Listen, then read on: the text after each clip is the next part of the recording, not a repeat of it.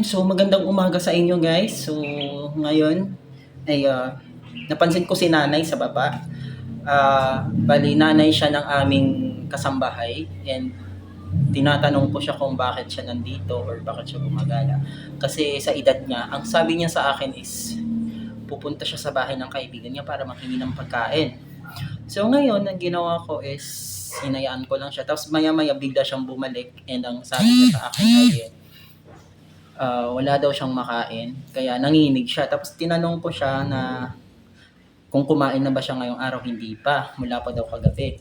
So ngayon, ang ginawa ko is, binigyan ko siya ng pagkain, tapos hindi niya naubos, pinabalot niya sa akin kasi dadalhin niya pa uwi.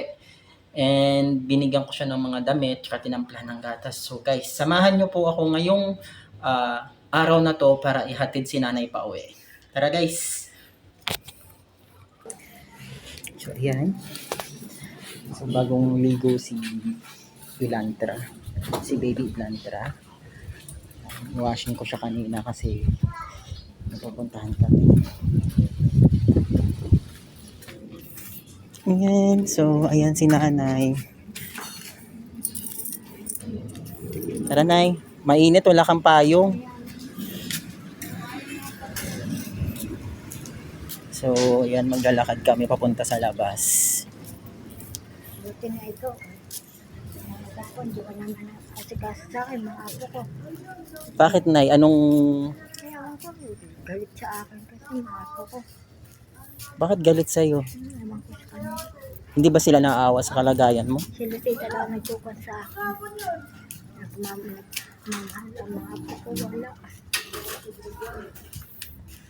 Dapat pag once na wala kang makain doon, pumunta ka lang dyan sa garden, aabutan kita. Nahihiya nga ako. Huwag kang mahiya. Basta pumunta ka lang dyan sa garden, umupo ka lang dyan, aabutan na lang kitang pagkain. Dumaan ako, diba dumaan ako kanina. Tinawag ko si Lucy. Nakita ba kita? Nakita mo ko.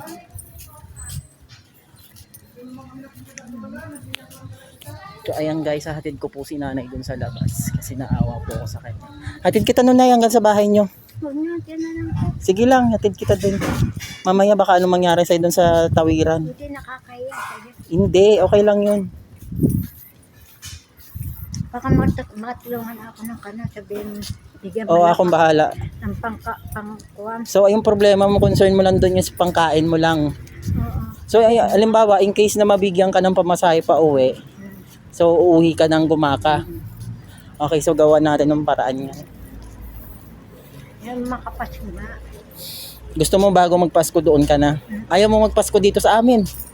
Masayang Pasko dito sa amin. Dito ka na magpasko sa amin. Sabi ko nga makapasko, makabagong, hindi makapasko dito. Mga bagong taon pupunta ako mga 30. So bagong taon? Sa ano ka na lang? Mga January ka na lang umuwi sa inyo. Oo nga. Kaya palabas na po kami ng gate. Buti ka pa kaysa sa mga kuwang ko.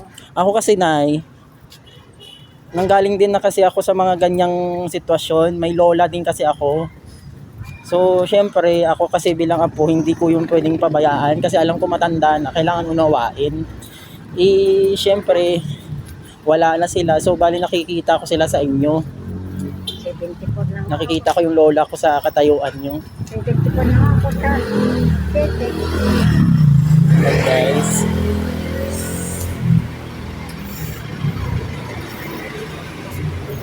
Bali palabas na kami ng highway. So, ang nangyari, bala ko si nanay hatid sa bahay nila kasi tinan mo naman yung mga sasakyan dito. Baka anong mangyari sa kanya pag tumawid. Pogi naman nito. Sana all. Yan. So, naawa lang ako kay nanay. Naalala ko yung lola ko dati. Nung sa sitwasyon na walang-wala rin kami.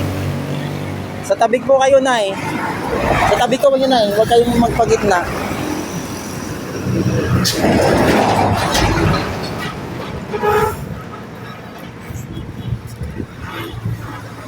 Ayan, sinasabihan ko siya na pag once na wala siya makain sa bahay nila, pumunta siya doon sa garden namin para abutan ko na siya ng pagkain. Kasi nakakaawa nga din. Kasi kanina, pumunta siya doon, nanginginig siya. Tinanong ko siya kung bakit siya nanginginig. Ang sabi niya sa akin ay wala daw po siyang almusal, wala daw siyang kain. Ay mga apo niya, hindi daw siya pinapansin or galit sa kanya. Hindi siya binibigyan ng pagkain. So, matitirhan lang siya ng pagkain. Yung hindi nasasapat sa isang tao. Saan kayo tatawid, Nay? Dito na po? Tara, Nay. Ihatid po kita, tara na po. Ayan na po.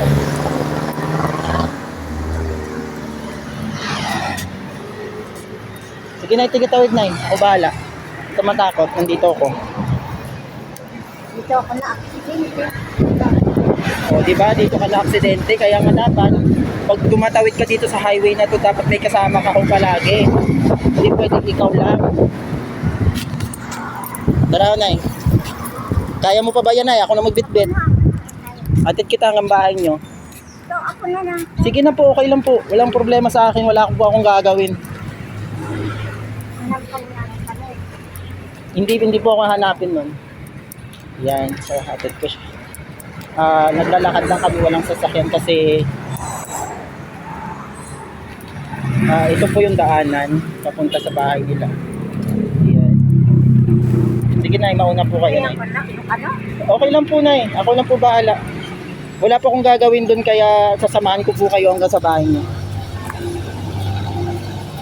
Ilang taon na po kayo, Nay? 73. Oh, 73. Hindi, 74 na ako ngayon. 74 kasi magba-birthday ka na po bukas, tama po? Sabado. Sabado. Yan. Imagine niyo dapat yung mga ganitong edad dapat nasa bahay na lang. Inaalalayan at inaalagaan na lang. Pero sa case ni nanay, hindi. Ano naman nag-alaga sa akin? Si Lucita lang. Buti pa nga si Ate Lucita may concern pa po sa inyo. Dapat po may mga apo nyo, dapat inaalagaan din po kayo. Yung apo kong isa. Ang siklet.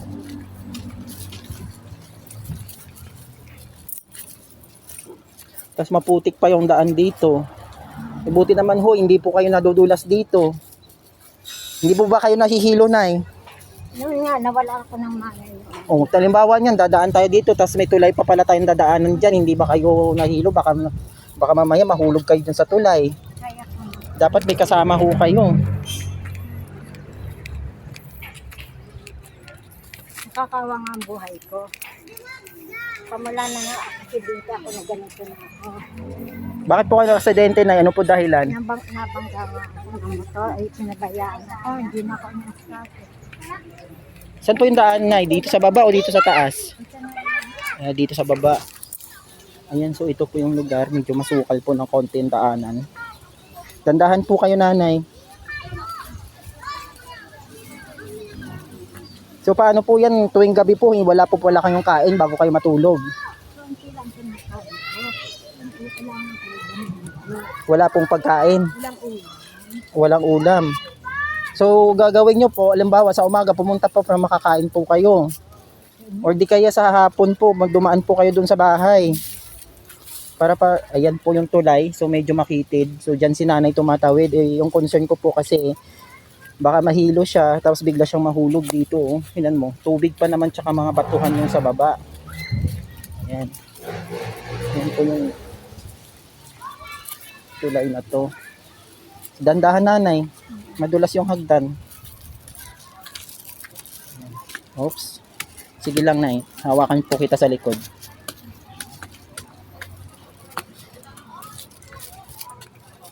Mamaya ho, pumunta po kayo dun sa bahay, Nay. Salamat. Hatid ko po kayo hanggang dun sa bahay niyo. So dito marami ng kabahayan dito. Kanta kayo doon. Laki ng video doon.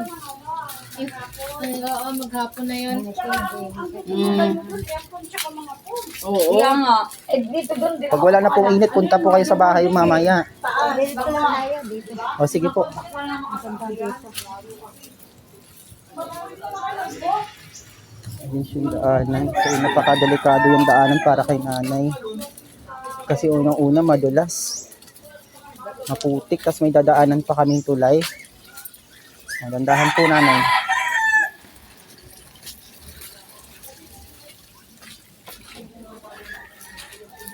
Sana po kasi asikasuhin na po kayo ng mga apo niyo. Hindi, wala nga. Kung madayaan mo sila. Dandahan po. Alam mo sila kung Kapit po kayo dito sa akin. kasi sa pagkain, maging merinda sila. Hindi ko binibig mo. Hindi po kayo binibigyan merienda. Nagsusulo po sila. Huwag mo lang pala. Okay po. Wala sabi ko isita. Alam mo yun.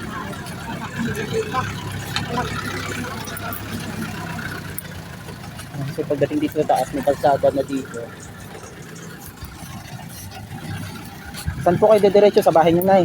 Dito na. Opo, hatid ko po kayo hanggang baba. So ito yung way papunta kila nanay.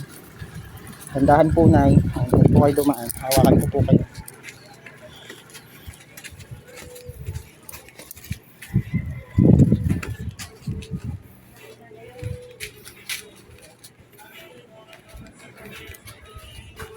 Ayan. Ito na, salamat. Oh, sige po, Nay. Mamayang hapon po, pag hindi na po mainit, balik po kayo para makakain po kayo. Punta po kayo sa bahay. Sige, Nay. Dandahan po. Yung pagkain nyo, kain nyo na po kaagad. Mapapanis po yung pag hindi nyo kinain. Sige, Nay, salamat po. So, ayan. So, ngayon, babalik na ako sa bahay. Hinatid ko lang si nanay. Sinecure ko lang na safe siya makauwi. Kaya, Anjo! Hinatid ko lang si nanay. Ayan, so ayan guys, kakarating ko lang. Nagbihis na kagad ako kasi basa ako ng pawis. Naghatid ako kay nanay. So, ngayon, naantig ako dun sa kwento niya na naawa ako dahil yun nga, hindi daw siya binibigyan ng pagkain ng apo niya. So, parang yung term niya kanina is galit sa kanya yung apo niya. Hindi ko alam kung saan ang dahilan. So, ngayon, sinabihan ko siya na pupunta siya dito sa bahay para kahit paano maabutan ko siya ng pagkain. Tsaka alam naman ng nanay ko. No? So, nakakaawa lang. Sa ganong edad ng tao, 74, like 75, so dapat nasa bahay na sana siya at inaalagaan na lang, no? So ang problema kasi is hindi parang hindi siya feel at home doon sa bahay na tinitirhan niya. So gusto niya umuwi sa Gumaca, Quezon. Ngayon ang pakiusap niya sa akin is gawan ko ng paraan yung magiging pamasahe niya pauwi sa kanila. Kasi kanina nga po naiyak nga siya na habang kumukwento siya sa akin ng ganung sitwasyon niya na hindi siya nisikaso ng mga apo niya. Ang tanging nag-asikaso lang sa kanya is si Ate Lucita. No? So yun, si Ate Lucita talaga mabait yun sa kanyang, siyempre magulang niya yun. So ngayon, ang plano ko is bibigyan ko siya ng pamasahe siguro. Pero hindi mo na sa ngayon kasi gusto ko pang ma-experience niya yung Christmas tsaka bagong taon dito. So gusto ko dito siya magbagong taon, mag-Christmas. So pag uwi siya, sinabihin ko siya pag uwi lang siya pag January na, mga first or second week ng January. No? So ayun, nakakaawa talaga. Kasi ako na-experience ko yung ganyan na talaga yung dati na walang-wala kami. Nakikita ko yung sitwasyon niya. Yung sitwasyon ng lola ko sa sitwasyon niya ngayon. Kung gaano kami kahirap dati na halos wala na nga kaming makain. And then yung mama ko pati yung lola ko gumagawa sila ng paraan, papa ko, mga tiyahin ko para mayroon kaming makain sa araw-araw. So yung ano na yun, parang yung pangyayari na yun kanina, yung kwento ni nanay, nag-flashback doon sa nakaraan ko. No, parang antig ako na akala ko yung sa amin lang yun nangyari, yun pala may iba pang nakaka-experience din ng ganun. So sa atin, halimbawa, buhay pa yung mga magulang natin, so kailangan nating alagaan, suportahan, or intindihin. Kasi yun na nga, matanda na sila. masakit, ito na masasabi ko. Sobrang sakit at sobrang hirap na mawala ng magulang. Lalo na sa akin kasi na-experience ko na nawala yung mama ko, nawala yung papa ko, nawala yung lola ko, lolo ko, sa both side parents ko na wala na. So, siguro yung mga bata pa or yung iba hindi nila naintindihan kasi nandyan pa yung mga magulang nila, kasama pa nila. So, pag dumating yung araw, yung panahon na mawala yung mga magulang nyo sa inyo, dun nyo na ma-realize kung gaano mo sila namimiss. Yung magulang, tsaka lolo't lolo natin, iisa lang yan. Pero ang kaibigan marami. So, ngayon, ang gusto ko lang i-point out is mahalin natin yung mga magulang natin. Yung nagsilang sa atin, kung sino yung dahilan kung bakit nandito tayo na dito sa mundong to. So, yun lang. Kasi sa akin, sobra akong nanghihina sa narinig ko kanina na ganun nga yung sitwasyon ni nanay. Imaginein mo, 74, 75 years old na siya. Tapos araw-araw siya naglalakad sa daan para lang makahanap ng makainan, para lang makakain. No? So, sa ganyang edad, dapat nasa bahay na, inalagaan na, iniintindi na dapat ng mga anak niya or mga apo niya kung sino naman yung nasa sa bahay. So, nakakaawa lang talaga yung mga ganong tao na siyempre matanda na sila, kumbaga bilang na yung mga oras nila dito sa mundo. So, experience pa ng mga taong nasa paligid na dapat sila yung nagbibigay ng lakas sa kanya. Parang ipina-experience pa sa kanya na parang nagkakaroon siya ng depression, nagkakaroon siya ng pag-iisip na katulad sabi ni nanay kanina, na sabi niya, parang gusto niya nga rin daw magpahinga, no? Dahil nga sa nararamdaman niya, dahil nga din sa nararanasan niya. So, syempre doon na napipick up niya doon sa mga taong sa paligid niya na dapat yun ang magbibigay ng lakas sa kanya. So, yun lang guys. So, tune in sa next vlog ko. And then, like and support nyo sana ako guys. Subscribe po sa aking YouTube channel. Bye-bye guys.